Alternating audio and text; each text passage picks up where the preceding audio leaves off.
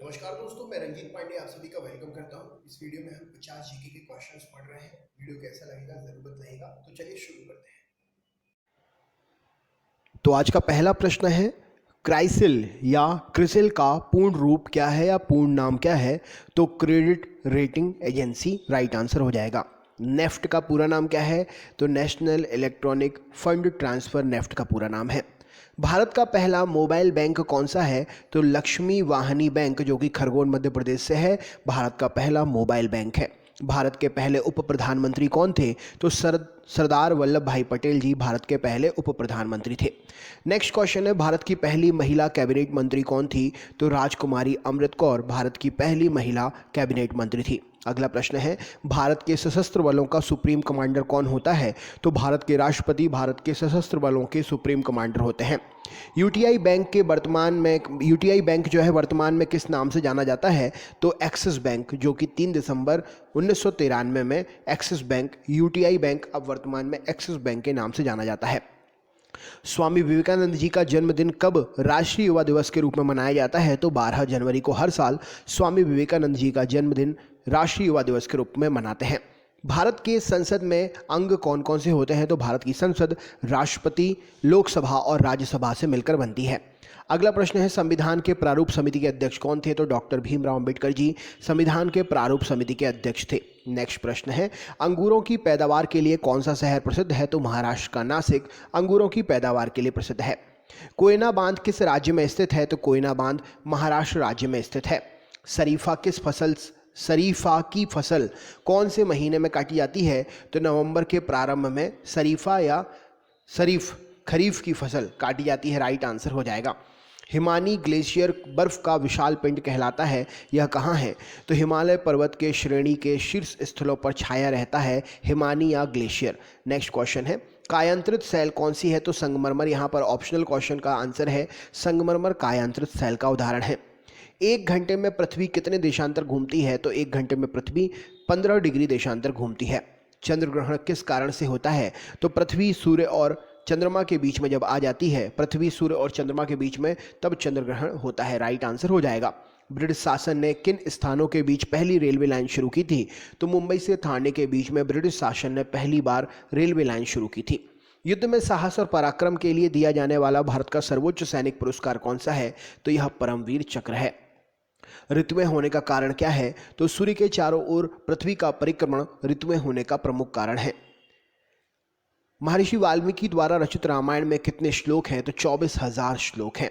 कौन सा ग्रह ईद के उत्सव से संबंधित है? तो चंद्र उपग्रह है ये, तो चंद्रमा ईद के उत्सव से संबंधित है।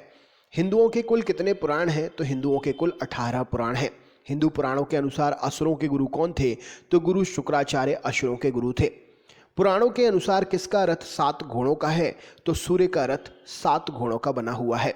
धृतराष्ट्र के सारथी का नाम क्या था? तो संजय धृतराष्ट्र के सारथी का नाम था। आगरा की स्थापना किसने की थी? तो सिकंदर लोधी ने 1504 में आगरा की स्थापना की थी। ताजमहल के निर्माण में कितने वर्ष लगे थे? तो 20 वर्ष लगे थे। किस शहर को पिंक सिटी के नाम से जाना जाता है? तो राजस्थान के जयपुर को पिंक सिटी के नाम से जानते हैं। कंप्यूटर की भाषा में रैम का अर्थ क्या होता है? तो इसे हम रैंडम एक्सेस मेमोरी कहते हैं। कौन सा गैस एलपीजी का मुख्य घटक है? तो प्रोपेन और ब्यूटेन एलपीजी गैस का मुख्य घटक है। रॉकेट चलाने में प्रयुक्त होने वाले ईंधन को क्या कहते हैं? तो इसे हम प्रणोदक कहते हैं। अल्फा कण के 2 इकाई धन आवेश होते हैं, इसका द्रव्यमान लगभग किसके बराबर होता है? तो अल्फा कण का द्रव्यमान हीलियम के 1 परमाणु के द्रव्यमान के बराबर होता है। ताप के बढ़ाने पर चालक पदार्थों का विद्युत प्रतिरोध एवं विद्युत चालकता पर क्या प्रभाव पड़ता है? तो विद्युत प्रतिरोध बढ़ता है जबकि विद्युत चालकता घटती है।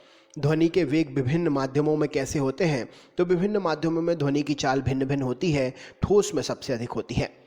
न्यूटन की गति के विषय का तृतीय नियम क्या है? तो प्रत्येक क्रिया के लिए सदैव बराबर विपरीत दिशा में प्रतिक्रिया होती है। भारी जल किसका ऑक्साइड होता है? तो भारी जल ड्यूटेरियम का ऑक्साइड होता है। माइक्रोफोन का आविष्कारक कौन है? तो एमिली बर्लिनर। माइक्रोफोन का आविष्कारक कौन है? तो एमिली बर्लिनर। 1876 में इन्होंने इसका आविष्कार किया था। कृत्रिम रेडियो सक्रियता द्वारा प्राप्त रेडियो सक्रिय समस्थानिकों का प्रयोग कहाँ होता है? तो कृषि, रोगों के उपचार और नाभिकीय खोजों में होता है। परमाणु बम में कौन सा सिद्धांत काम करता है? तो नाभिकीय विखंडन सिद्धांत काम करता है। एक स्थिर चुंबक सदैव क्या दर्शाती है? तो उत्तर दक्षिण, अपने उत्तर तथा दक्षिणी ध्रुव को दर्शाती है। मुक्त रूप से निलंबित चुंबकीय सुई किस दिशा में टिकती है? तो यह उत्तर दक्षिण दिशा में टिकती है। विद्युत अपघटन की क्रिया में किसी इलेक्ट्रोड पर मुक्त हुए पदार्थ की मात्रा संपूर्ण प्रवाहित आवेश के अनुक्रमानुपाती होती है। यह किसका नियम है? तो यह फैराडे का विद्युत अपघटन का नियम है।